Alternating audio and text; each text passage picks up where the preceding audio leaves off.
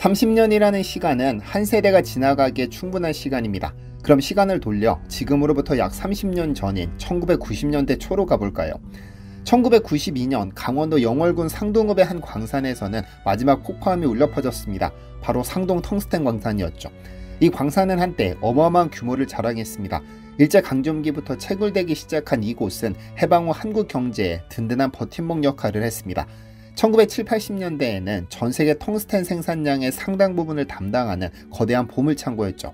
하지만 1980년대 말부터 중국이 값싼 텅스텐을 대량으로 쏟아내기 시작했습니다. 톤당 300달러가 넘던 텅스텐 가격이 100달러 이하로 급락했고 한국의 텅스텐 산업은 완전히 무너졌습니다. 채산성이 맞지 않으니 폐광은 예정된 수순. 광산에 문을 닫던 날 상동읍 주민들은 울었습니다.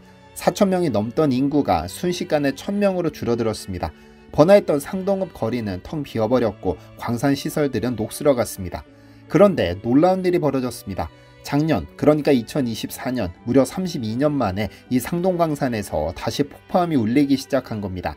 그것도 단순히 재개장하는 게 아니라 전세계 비중국권 텅스텐 생산량의 50%를 담당할 예정이라고 하죠. 32년간 폐광됐던 상동광산에 어떤 일이 벌어지고 있는 것일까요? 안녕하세요, 디스멘털입니다.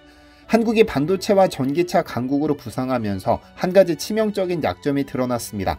핵심 광물의 95% 이상을 중국에서 수입하고 있다는 겁니다. 수치로 보면 충격적입니다. 텅스텐은 98%, 리튬은 90%, 코발트는 80%, 히토류는 무려 99%를 중국산에 의존하고 있었습니다. 반도체 제조에 필수적인 갈륨과 게르마늄의 경우 중국이 전세계 생산량의 98%와 60%를 차지하고 있었습니다. 그 중에서도 가장 심각한 것은 텅스텐. 텅스텐은 스웨덴어로 무건을 뜻하는 텅과 돌을 뜻하는 스텐의 합성어입니다. 무건 돌이라는 의미로 한국에서는 이를 중석이라 불렀습니다. 무기 분야에서는 핵심 광물이죠. 반도체 공정에서는 배선과 접촉 부분에 사용되는 핵심 소재이기도 합니다. 특히 녹는 점이 약 3400도씨로 모든 금속 중 가장 높아서 대체재를 찾기가 거의 불가능한데 이 금속이 없으면 우리나라 반도체 산업은 물론 방산 분야가 마비될 수도 있는 상황이었습니다. 그러던 2020년대 들어 상황이 급변하기 시작했습니다. 미중 무역 갈등이 격화되면서 중국이 핵심 광물을 무기화하기 시작한 겁니다. 2023년 8월 중국은 갈륨과 게르마늄의 수출 허가제를 도입했고 작년 10월에는 반도체형 흑연의 추가 규제를 발표했습니다. 그리고 12월에는 갈륨, 게르마늄, 안티몬의 대미 수출을 전면 금지한다고 발표했죠. 한국 정부와 기업들은 등에 칼을 맞은 기분이었습니다. 삼성전자와 SK 하이닉스 같은 반도체 기업들은 긴급 대책회의를 소집했고 정부는 비상경제회의를 열었습니다. 하루빨리 중국 의존도를 줄여야 한다는 위기감이 극에 달했으니까요. 그리고 이때 30년 동안 잠들어 있던 상동광산이 다시 주목받기 시작했습니다. 무엇보다 추정 매장량이 압도적입니다. 알몬티 대한중석이 밝힌 추정 매장량은 최대 5,800만 톤인데 이는 우리나라의 연간 수입량의 7,200배입니다. 전세계 텅스텐 공급량의 10%에 해당하는 규모로 앞으로 90년간 생산할 수 있는 양이라고 하죠. 그런데 더 놀라운 건 품질입니다. 1970년대에 한참 수출되던 당시 미국의 한 시험기관은 상동광산의 중석 정광을 분석한 후 한국의 텅스텐 정광의 품질은 세계 시장의 표준이라고 발표했었는데 이는 틀렸습니다. 품질이 세계 표준이 아니라 세계 최상급이니까요. 현재 이 광산을 개발 중인 캐나다 알몬티 인더스트리는 원석 순도를 0.45%로 평가하는데 중국의 0.19%, 전 세계 평균 0.18%보다도 2.5배에 달하죠.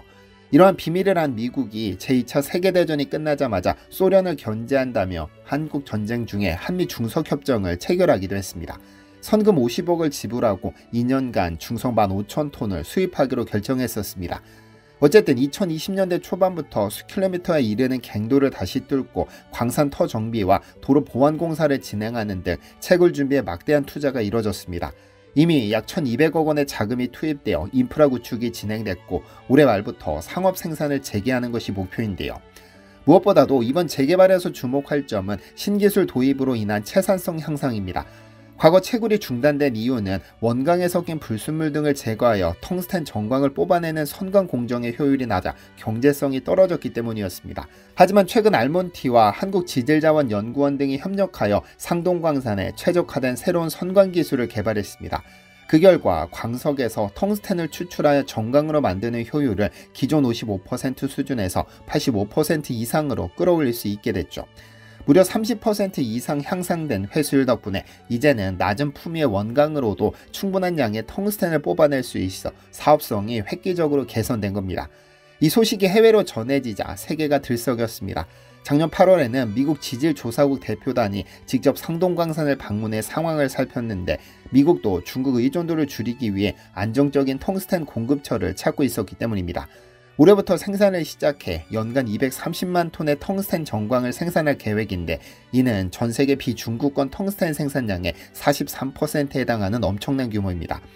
영월군 기회발전특구에는 1,000억 원 규모를 투자해 연간 4,000톤의 고순도 텅스텐 산화물을 생산하는 공장이 2027년 완공 예정인데 아시아 최대 규모입니다. 30년 전 폐광됐던 광산이 이제 세계 텅스텐 시장의 게임 체인저로 부상하고 있는 겁니다. 중국산 의존도를 줄이기 위한 노력은 지하에서만 일어나는 일은 아닙니다. 이번에는 도시광산이라는 새로운 개념이 등장했습니다. 버려진 스마트폰과 전기차 배터리에서 리튬, 코발트 같은 희귀 금속을 추출하는 기술인데요. 성일하이텍은 2000년 설립된 작은 폐금속 재활용 업체였습니다. 그런데 지금은 전 세계를 상대로 거대한 사업을 운영 중인데 기술력이 놀랍습니다. 습식 재련 기술로 니켈 96%, 코발트 95%, 리튬 80%의 회수율을 달성했으니까요. 일반적으로 광산에서 캐는 원광석의 리튬 함량은 1에서 3% 수준입니다. 하지만 폐배터리에서는 10에서 20%의 리튬을 회수할 수 있습니다. 말 그대로 폐배터리가 리튬 광산보다 더 좋은 광산인 셈이죠. 에코프로의 성과도 놀랍습니다. 독자 기술로 리튬 회수율 98% 이상을 기록했습니다. 이는 세계 최고 수준의 기술로 2024년 초 가동을 시작한 새만금 제3공장은 전기차 30만 대 분량의 배터리를 처리할 수 있는 규모입니다. 이렇게 높은 회수율을 달성할 수 있었던 비밀은 선택적 침출이라는 기술 덕분입니다. 기존에는 배터리를 통째로 녹여서 금속을 분리했는데 이 과정에서 많은 금속이 손실됩니다. 하지만 성일하이텍과 에코프로는 각 금속의 특성에 맞는 용매를 개발해 필요한 금속만 선택적으로 추출하는 기술을 완성했습니다. 성일하이텍은 헝가리에서 작년 12월 완공된 연간 5만 톤 규모의 공장을 보유하고 있고 독일 게라에는 450억 원을 투자해 올해부터 연간 2만 톤 규모 공장이 가동을 시작했습니다. SK이노베이션과 성일하이텍은 2025년 한국 내 합작 공장 운영을 시작하며 향후 미국과 유럽 진출도 검토 중에 있다고 하죠. K배터리 재활용 시장은 2024년 2억 247만 달러 규모로 성장했으며 2034년에는 3억 6,259만 달러까지 커질 전망입니다. 연평균 성장률이 무려 6% 이상이죠. 지화전이 부족한 한국의 입장에서 도시광산은 그야말로 먹거리 산업입니다. 전기차 배터리 한 개당 평균 60kg의 배터리가 들어있는데 여기서 추출할 수 있는 리튬만 6에서 8kg, 니켈 30에서 36kg, 코발트 7에서 8kg에 달한다고 하죠. 리튬 시세가 톤당 13,000달러, 코발트가 톤당 35,000달러인 점을 고려하면 배터리 하나당 1,000달러 이상의 가치가 있는 셈입니다. 버려진 배터리가 진짜 금광이 된 겁니다. 그런데 반전은 여기서 끝나지 않습니다. 바나듐이라는 샘비로운 금속이 등장했으니까요. 바나듐은 1801년 멕시코에서 처음 발견됐는데 아름다운 색깔을 띈다고 해서 아름다움의 여신 바나디스의 이름을 따서 명명했습니다. 바나듐은 철강에 첨가하면 강도와 탄성을 획기적으로 높여주는 특성이 있어 지진에 견디는 건축용 특수강 생산에도 쓰이는 등 산업 용도가 매우 다양합니다. 하지만 지금까지는 주로 철강 첨가제로만 사용되던 조연이었는데 리튬이온 배터리의 화재 위험이 사회적 문제로 대두되면서 주연으로 떠올랐습니다. 바로 바나듐 레독스 흐름 배터리 덕분이죠. 바나듐은 전해질 형태로 활용하면 두 개의 전해액이 이온만 주고받으며 에너지를 저장하기 때문에 화재 위험이 거의 없습니다. 태양광, 풍력 등 재생에너지 확대에 필수적인 에너지 저장장치 분야에서도 바나듐 배터리는 차세대 유망주로 주목받고 있죠. 문제는 이렇게 쓰임새가 많은 바나듐도 한국은 지금까지 전량을 중국, 러시아, 남아공 등지에서 수입해왔다는 겁니다. 2010년대 중반 기준으로 한국은 바나듐 화합물 수입량 세계 2위에 이를 정도로 수요가 많았지만 정작 국내 매장 자원에 대해서는 제대로 된 개발이 없었습니다. 이에 한국지질자원연구원은 2020년부터 국내 부존 바나듐 광물자원 선광, 재련, 활용기술 개발 프로젝트를 진행 중인데 조사 결과 국내에 상당한 양의 바나듐이 묻혀있다는 사실이 확인됐습니다. 경기 포천에 위치한 한 티타늄 강산에서 바나듐이 다량 함유된 광석을 발견한 겁니다. 추정 매장량은 약 700만 톤에 달하며 무엇보다 원석 내 바나듐 함유율이 0.8에서 1%로 세계 최고 수준입니다. 일반적으로 미국이나 중국 등 해외 바나듐 광석의 품위가 0.5% 남짓인 것과 비교하면 2배 가까이 높은 수치죠. 세계 최상급 광질의 바나듐 자원이 한국 땅에 묻혀 있었던 겁니다.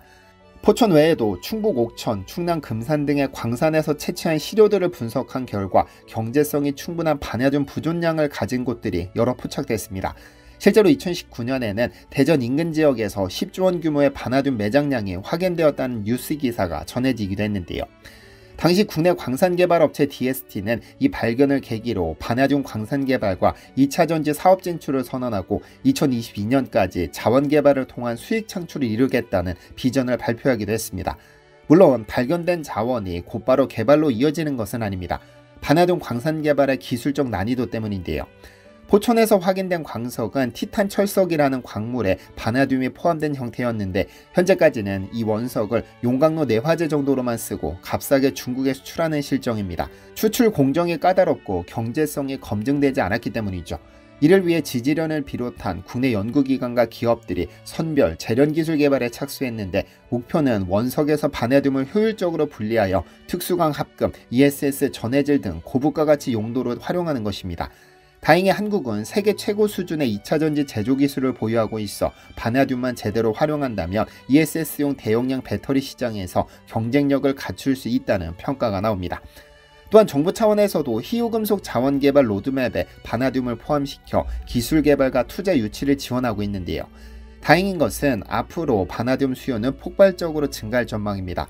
전 세계 바나듐 생산량은 연간 79만 톤 수준인데 만약 2030년경 ESS의 20에서 25%만 바나듐 레독스 흐름 배터리로 대체되어도 연 5만 톤 이상의 추가 수요가 발생합니다.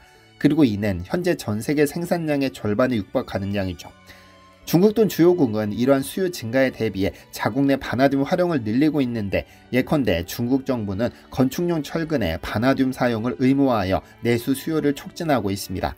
이런 가운데 한국이 국내 바나듐 자원 개발에 성공한다면 자국 수요를 충당하는 것을 넘어 글로벌 시장에도 공급할 수 있는 잠재력이 있어 바나듐 분야에서도 한국이 게임 체인저가 될 수 있는 가능성이 열린 겁니다. 2024년 7월 전 세계가 한국을 주목했습니다. 미국 주도로 결성된 국제광물안보 파트너십의 새로운 의장국으로 한국이 선정되었기 때문입니다. 핵심 광물은 반도체, 전기차, 군수산업 등 현대산업의 필수 요소이지만 대부분 중국과 같은 소수국가에 집중되어 공급망 리스크가 매우 컸습니다. 이러한 배경에서 MSP는 민주주의 국가들이 협력하여 공급망의 안전성을 확보하기 위해 출범했지만 사실상 미국이 주도했기 때문에 중국을 견제하려는 목적이 큽니다. 한국이 MSP의 의장국을 맡았다는 것은 국제사회가 한국의 광물 공급망 기술력과 관리 능력을 인정했다는 뜻일 텐데요. MSP는 현재 14개국과 EU가 참여하며 전 세계에서 32개 핵심 프로젝트를 진행하고 있습니다.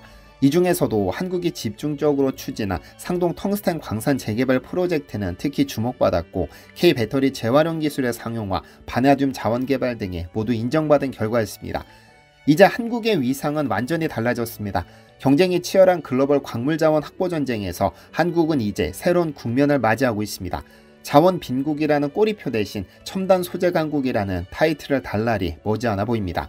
강원도 산골의 폐광에서 다시 캔 텅스텐이 반도체 장비를 만들고 버려진 배터리에서 뽑아낸 리튬이 차세대 전기차를 달리게 하며 국내에서 재련한 바나듐이 안전한 거대 배터리로 재탄생하는 미래를 상상해봅니다. 그 미래에서 한국은 더 이상 남이 만든 자원을 사오는 나라가 아니라 자신의 자원과 기술로 세계를 돕는 나라, 진정한 자원 강국으로 우뚝 서 있을 것입니다. 현재 제 채널에서는 에티오피아에 내린 신의 선물 영묘사양 특가 행사가 진행 중입니다. 한국인들 중 0.001%만 경험했던 희귀한 제품인데 홍삼이나 산삼, 공진단 등으로 효과를 못 보신 분들은 한번 자세히 살펴보시면 좋겠습니다. 시청해주셔서 감사합니다. 디시멘터리에서는 여러분의 제보를 기다립니다. 제 채널에서 다뤘으면 좋겠는 뉴스 또는 널리 알려졌으면 하는 영상은 디시멘터리 네이버.com으로 보내주시면 소중히 제작하겠습니다. 시청해주셔서 감사합니다.